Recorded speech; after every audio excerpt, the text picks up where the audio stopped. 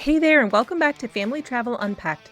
I'm your host, Melissa, and in case you're new here, you can find tons of detailed destination guides, travel tips, hacks, and more on my website, thefamilyvoyage.com. And if you've been enjoying the show, be sure to hit follow wherever you're listening so you never miss an episode, and drop a 5-star review because it really helps other families find the show. Today we're talking about Europe, specifically Europe with kids for the very first time. Where to go, what to know, the logistics. I know it can feel so overwhelming at first. I've been seeing some version of this question constantly in my Facebook group, and I'm really excited that families are getting out there and traveling more. Usually they've done a few domestic trips, maybe a beach vacation or an all-inclusive, and they're starting to think, okay, could we actually cross an ocean with our kids and go to a place where the food, the language, the culture are all different than what they've experienced before? Where do we even start?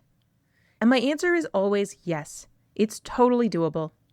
I think we've taken something like 8 separate trips to Europe as a family at this point, and when we were traveling full-time, we hopped around that part of the world on and off for another 4 months. All told, we spent time as a family in France, Spain, Ireland, Greece, Iceland, Italy, Portugal, Croatia, Germany, the Netherlands, and Switzerland. And some of those trips happened when the kids were babies. I won't pretend every moment was magical. That would be a lie. But Europe has so many incredible experiences for kids of all ages that I feel confident you'll find a place you love.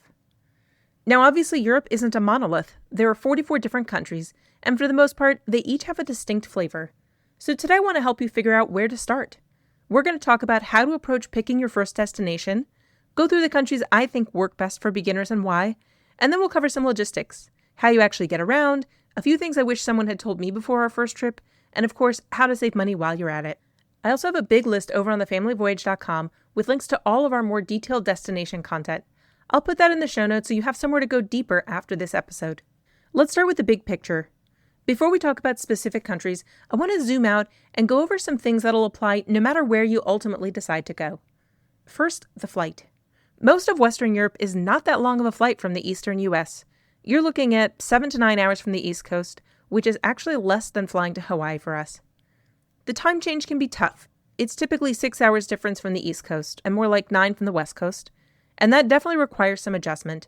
But kids will adapt faster than us adults expect. Just plan a couple of lower key days when you first arrive, and don't try to squeeze in a packed itinerary on day 1, and you'll be okay. If you're hoping to start off by visiting Eastern Europe, keep in mind that the flight situation is going to be harder unless you're in a major hub like New York, DC, or Chicago. Just to give you one example, if Croatia is at the top of your bucket list, the only nonstop to Dubrovnik from North America is JFK, and the Zagreb flights only go to Canada. That's not insurmountable, but it can make the logistics harder to work out or much more expensive. Now, the most important piece of advice is slow down.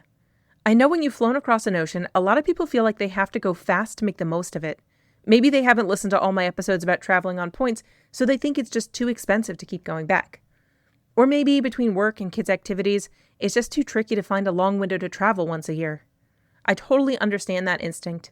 But the families who have the best first Europe experiences are almost always the ones who picked one country, narrowed it down to 2 or maybe 3 cities within that country, and actually stayed long enough to get to know a place. You'll definitely see people bragging on social media that they hit 7 cities in 10 days with their kids in tow and they wouldn't change a thing. But what did they get out of it other than a sense of accomplishment and bragging rights? With kids, it ends up being a lot of train stations, a lot of we're moving again, and not enough time to actually experience anything. I'm going to say something maybe a little controversial now, and I'm not going to mention it again in this episode because it just isn't my focus. But if what you want out of your family's first trip to Europe is a sampler so that you can find places you want to go back to, you might actually be better off taking a cruise. It's not what I would personally pick, but it accomplishes the goal of letting you see a little bit of a bunch of different places without the constant unpacking and repacking. There are tons of cruises of all styles and sizes around the Mediterranean, the Baltics, the British Isles, and even some family-friendly river cruises if you want a more intimate experience. Now that I got that piece out of the way. One other logistical note I want to flag up front: passports and visas. Obviously, everyone needs a passport to visit another country. Most of Europe requires that your passport be valid for at least 3 months after your visit is over, although there are a few exceptions like the UK, where it just needs to be valid for your entire trip. Be sure to check the US State Department website for up-to-date info, or if you're Canadian, check whatever your government equivalent is. Now, in the past, Americans have just been able to show up in Europe as tourists without any advanced paperwork. But that's finally changing. The UK recently started requiring an electronic travel authorization for most tourists who don't need a visa, and that includes Americans and Canadians. The EU is also rolling out the European Travel Information and Authorization System, which is really similar. You just apply for it online, but you'll need to do it in advance since it can take a few business days to come through. I'll actually be applying for the UK ETA soon for our family for our upcoming trip to London, but as of right now, the one that covers the rest of Europe isn't slated to be required until early 2027. It's been delayed a few times already, but this time it seems like it's going to stick. Okay, now on to destinations. While I truly think that basically anywhere in Europe can be great for families, I want to highlight a few standouts that I think are ideal for your first trip. This list is meant to give you a starting point, just some ideas. I'm sure there will be a few people listening who are upset that I didn't include their favorite place. And as always, I'll be honest about the trade-offs for each country rather than just telling you that everything's amazing, because, let's be real, nothing's perfect. If I had to pick one first Europe trip for an American family with younger kids particularly, Ireland would be right at the top of my list. And the big reason is that there's no language barrier. That sounds like a small thing until you're jet-lagged with kids and trying to order food and ask for directions or figure out what you just bought at the grocery store. Having everything in English just takes away a layer of that mental load, and that means you can actually spend your energy experiencing the trip rather than just worrying about logistics. It's definitely a different kind of trip than a grand tour of continental capitals. In Ireland, you're going to enjoy beautiful nature, centuries-old castles, charming small towns, and lively pub music after dinner. The West Coast, which they call the Wild Atlantic Way, it's some of the most beautiful coastal scenery I've ever seen anywhere. You've got the Cliffs of Moher, the Dingle Peninsula, the Ring of Kerry. High-energy kids are going to have a blast running through those lush green meadows and stomping in puddles. Of course, there's plenty of rich, layered history to sprinkle in too if that's what you're interested in. It'll also be pretty easy for kids to find comfortable, safe foods in Ireland, but they can venture out a little bit if they want to experiment. You can get great stews, fish and chips, soda bread, and also a variety of American-type food. Personally, I think Ireland is best explored by a rental car. That'll get you off the beaten path a little and into the most beautiful areas. Probably the biggest challenge of the whole trip is that you'll be driving on the left side of the road. That can take a day or two to adjust to. But the country's compact and the main roads are generally in good shape. Irish people are some of the warmest we've encountered anywhere. Kids are welcome everywhere, including pubs. Irish pubs for lunch and dinner are family establishments, not just bars. And it's a whole fun cultural experience. Obviously, kids have to get home to bed at some point, but we'd usually order some dessert just as the evening music was starting, and it was totally fine to stay and listen with the kids for a few songs. I'll never forget my daughter getting sung to on her second birthday in an Irish pub down in County Cork. In other countries, the traditional music performances are mostly just for tourists at this point. I'm looking at you, Portugal. But in Ireland, it's super common to mix with locals at a trad session in towns and villages. No matter when or where you go in Ireland, plan for layers and allow for some rain. Ireland's green for a reason, right? Pack accordingly and just don't let it derail you. Some of our best moments there happened in a drizzle. Next up is Italy, which is probably the most popular first European trip for American families, and I get it. The food alone sells the whole country. When our daughter was younger, somebody asked her favorite place from all of our travels, and she said Italy because pizza and gelato. She's not wrong. Even though the food is familiar, it's going to feel totally different than traveling in the US or Canada, in a good way. We've been to Italy 3 times with the kids at this point, and I still feel like we've barely scratched the surface. The country is so varied. Rome's the obvious starting point because you can't beat the history for kids and adults. You just walk through a square and you can see excavations of the city that are thousands of years old. Yes, there are crowds most of the year, and yes, you definitely need to book those big sites in advance. But it's one of those places where even young kids can get excited about seeing a bunch of old buildings. But the amazing thing about Italy is that you can find just about any kind of trip you want. If Rome is the history trip, the Dolomites, part of the Italian Alps, are the adventure trip. This is one of the best family hiking destinations in all of Europe. I just can't tell you how much we loved it. The trails are in great shape and they're well marked. The scenery's breathtaking. There are gondolas and ski lifts to get you up the steepest slopes, and mountain huts along tons of routes offer food, farm animals, playgrounds, and more. Where else can you take a mid-hike wine break to stare at snow-capped mountains while your kids jump on a trampoline or pet a goat? That's not an exaggeration, by the way. The answer is Alpe di Siusi, which you can read about over on the Family Voyage. Of course, everyone knows about Venice and its canals, and it really is magical. But you'll need some strategy. The crowds are massive for a lot of the year, and it's easy to feel overwhelmed. Go back in the morning. Go out in the morning, wander off the main tourist drag, and give yourself permission to just get lost in the back canals. Driving in Italy is really straightforward, except that you can't go into the historic city centers with a car. But if you'd rather take the train, that totally works. On 2 of our trips, we did a combination of rental car and trains, and on the other one, we just used trains the whole time.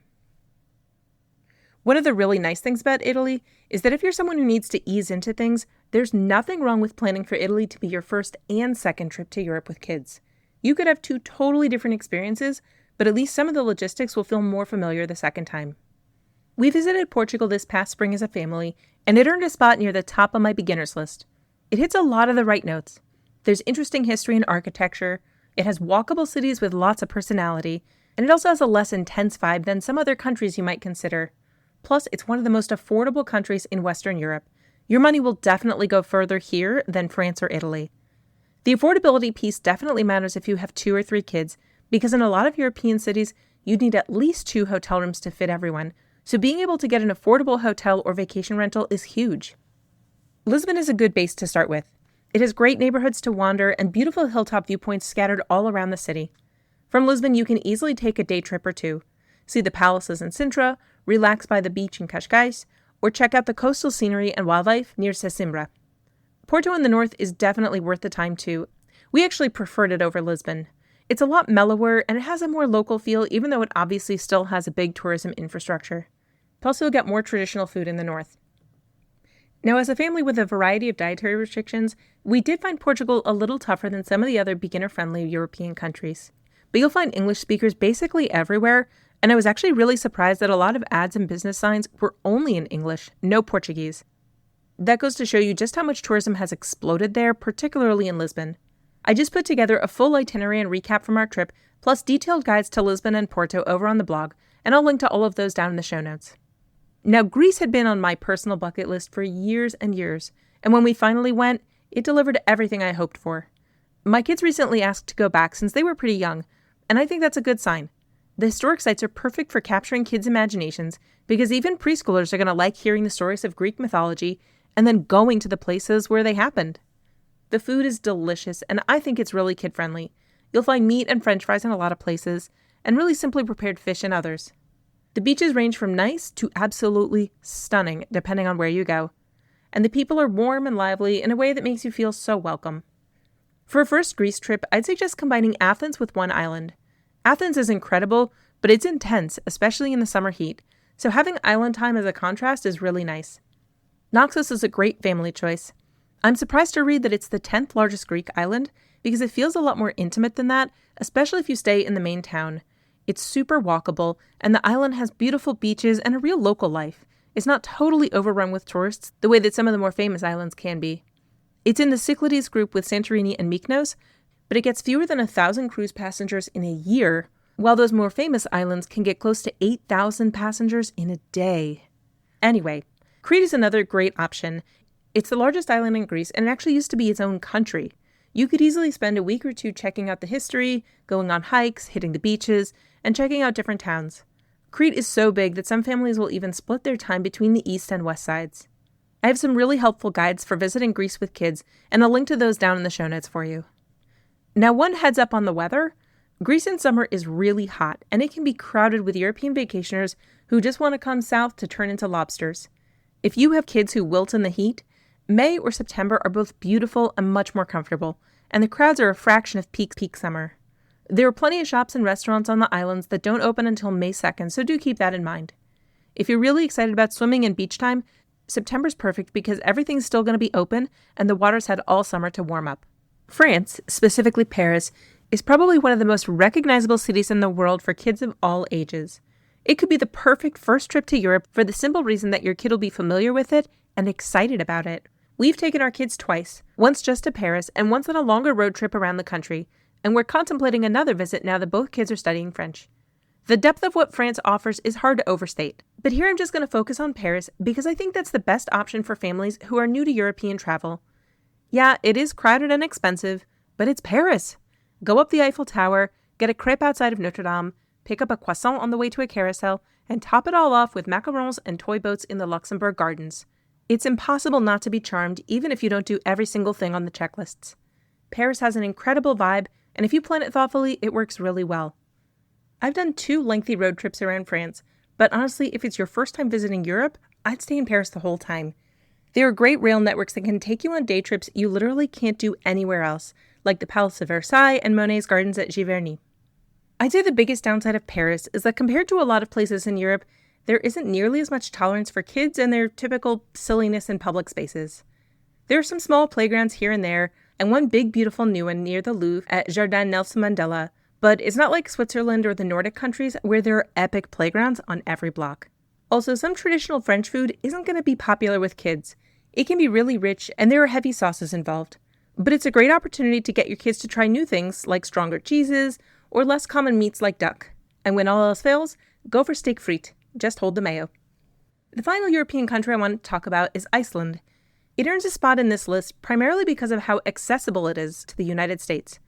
Flights from the East Coast are under 6 hours, and they can be really, really cheap. Plus, the time change is just 4 hours for us East Coasters. There are so many flights from different airports in the US, and it's not just the huge ones. You could fly nonstop from Nashville or Pittsburgh. What you get for that relatively quick flight is unlike anywhere else. Glaciers, waterfalls, geysers, volcanic fields, naturally occurring hot springs that you can just jump into. We went as a family in summer 2024, and it was incredible. The biggest downside of visiting Iceland is that prices can be super high for food, accommodations, and rental cars. Just keep that in mind when you're pricing out your first Europe trip. And I'll be honest about something else. This isn't necessarily what I'd recommend as a first trip to Europe if you have little kids. Of course, I know plenty of people who have done it with their toddlers and loved it, but it wouldn't be my inclination personally. I think Iceland is great for older kids and for families who are up for adventure. If you have a school-age kid who's a bundle of energy and just can't stand still, the shorter flight and wide open spaces to speed hike to waterfalls could be just the ticket. But the driving distances can be significant, the weather is variable, and the best experiences involve hiking and being outdoors. I think it's not as ideal for younger kids who need a rigid nap schedule and early bedtimes. But if you're a family with kids who can hike and stay flexible, Iceland is pretty hard to beat. As I said before, there are tons of wonderful places around Europe where you can have a great first visit with kids. We loved all the playgrounds around Switzerland, and it's hard to top chocolate and cheese, but you'll probably end up moving around a decent bit, and it's crazy expensive. Amsterdam could be a great pick because the city is really compact to get around, and there's a wide variety of things to do with kids. But if you're staying more than a few days, you'll want to plan for some day trips unless you want to add another destination, which is totally doable thanks to the location and the excellent train routes, but it's just something to keep in mind. Once you've decided where you're going, the next question is how you're going to get around once you're there. You have a few options, and the right one depends on your destination. First, let's talk about flying. Europe has a massive network of budget airlines. Ryanair and EasyJet are the biggest, but there are others as well. Flights can be incredibly cheap if you book in advance, sometimes $25 or $50 per person for a segment that would take you 5 hours to drive. But there are 2 catches. First, those airlines are strict about luggage and they charge separately for everything: bags, seats, water, you name it.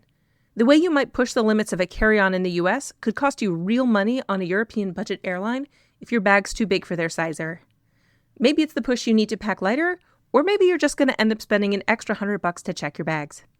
Another thing to consider is that European airports, especially the ones that are usually used by budget carriers, can be far from the city centers. Factor that ground transportation time and cost into your calculations when you're comparing a flight to a train.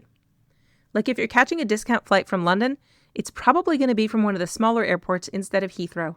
That's not necessarily a bad thing, but it could take you up to an hour and a half to get there. And that brings me to trains. European trains are honestly one of the great joys of traveling over there, and it's definitely worth doing with kids if the train fits into your itinerary. High-speed rail between major cities is super fast, and it runs from one city center to the next. No long taxi ride to an airport, no security lines, and the experience itself is fun for the kids. They can walk around, watch the scenery go by, have a meal in the dining car. I still remember my son's first time on a high-speed train in Germany when he wasn't even 3. He got a kid's meal in the dining car, and it even came with a cute little toy ice train that he could roll around the table. I think we still have it today. Kids often travel at steep discounts on European trains, and on some routes they ride for free. No luggage weight or size limits either, which is a really nice relief.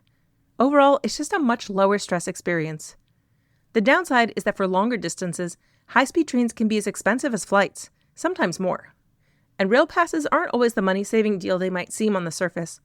Whether they make sense depends entirely on your specific routing and how many trips you'll take. So be sure to do the math before you buy. But also check on the prices early for single tickets, because there's some deals on family tickets that require advance purchase a few weeks beforehand. One question I get a lot as a car seat technician is whether or not you need to use a car seat on trains, and the answer is no. Any trains, whether they're long distance or city trains, don't require car seats, and that could be one huge advantage over driving. We're going to talk about cars next, but if you're going to Europe with a child who still needs a car seat or booster seat, it's your responsibility to figure out in advance how you're going to transport them safely. I have an entire article that I'll link to down in the show notes about my take on what to do when it comes to car seats in European travel, because we've done a lot of it and I definitely qualify as an expert, but my take is pretty nuanced. So for a trip centered in one country, especially somewhere like Ireland or Croatia where public transportation is more limited, a rental car is often the right call.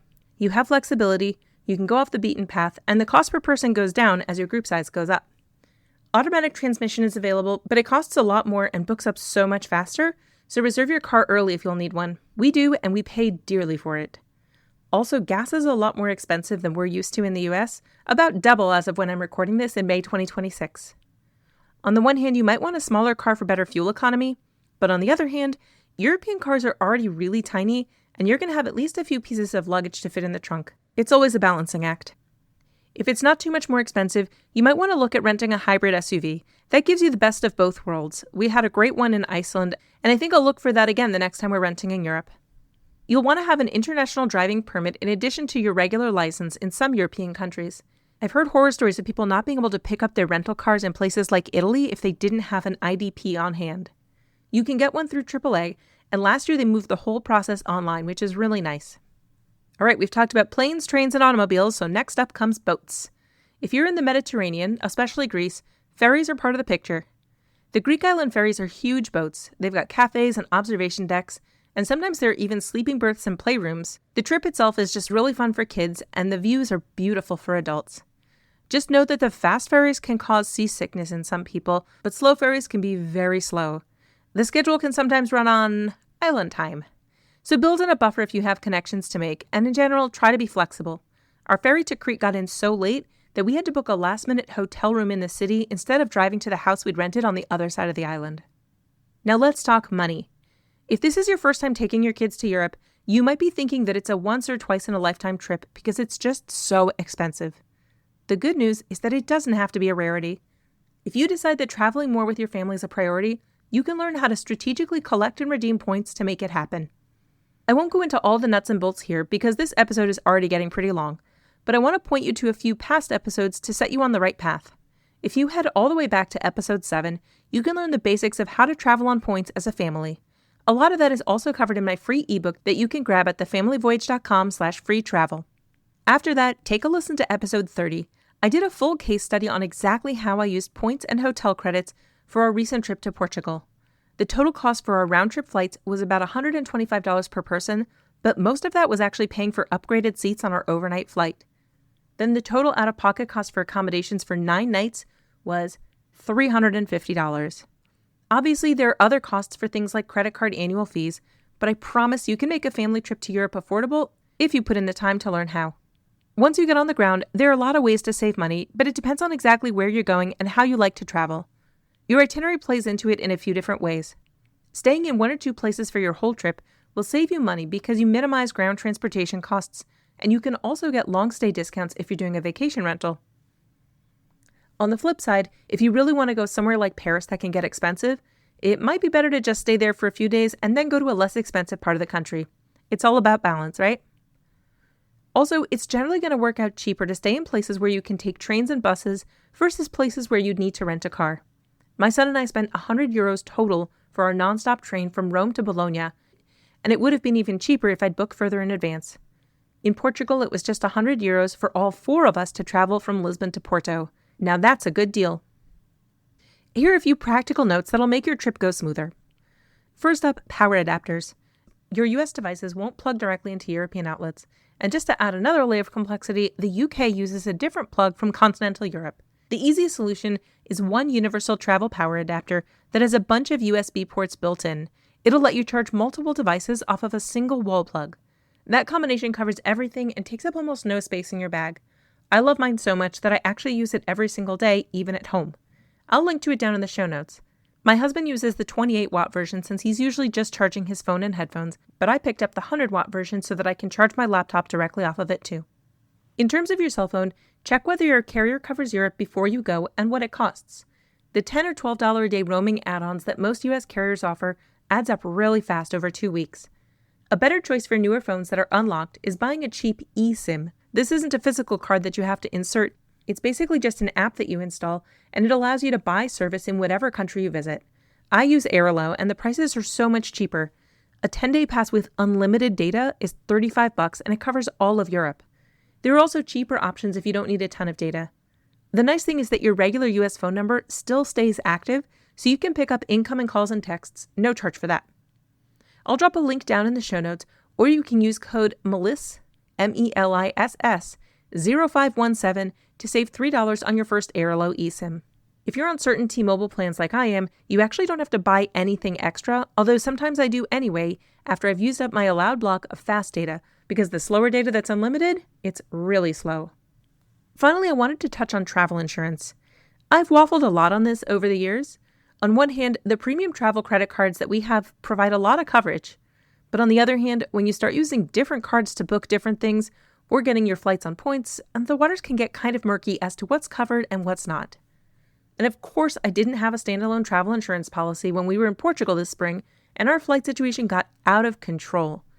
Everything worked out fine in the end because Europe has awesome consumer protections, but it would have been way less stressful if I knew I had a great travel insurance policy in my corner. So I say get a policy. For a single trip, I like to compare my options with SquareMouth. I've got a link to it in the show notes, and I've used it before. Usually you can get a policy for a 10-day trip for something like $150. If you think you're going to become more of a jet-setting family within the next year, you might want to opt for an annual plan with Allianz instead. That's what we use, and it's only been a positive experience. They have a really slick app that centralizes all of the info about your policy, the claims process, and also resources for getting medical care when you're abroad. All right, that's the big picture on taking your family to Europe for the very first time. Here's my bottom line. If you've been on the fence, stop waiting for the kids to be older or for the timing to be perfect. They're way more adaptable than we give them credit for, and the earlier you start, the more years of European travel you'll have ahead of you as a family. Just pick one country and slow down. Let it be a little imperfect the first time. The memories will be worth every complicated moment, I promise. Everything I mentioned today, destination guides, transportation resources, gear recommendations, travel insurance, it's all linked down in the show notes and over on thefamilyvoyage.com. There's a lot more content waiting for you there.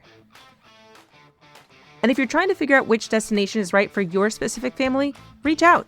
Email me at melissa@thefamilyvoyage.com or find me on socials at thefamilyvoyage. I love hearing what you're working on, and I'm happy to help you think it through. Thanks so much for spending part of your day with me. If this episode helped you out, be sure to hit follow wherever you're listening and leave a 5-star review. Until next time, safe travels.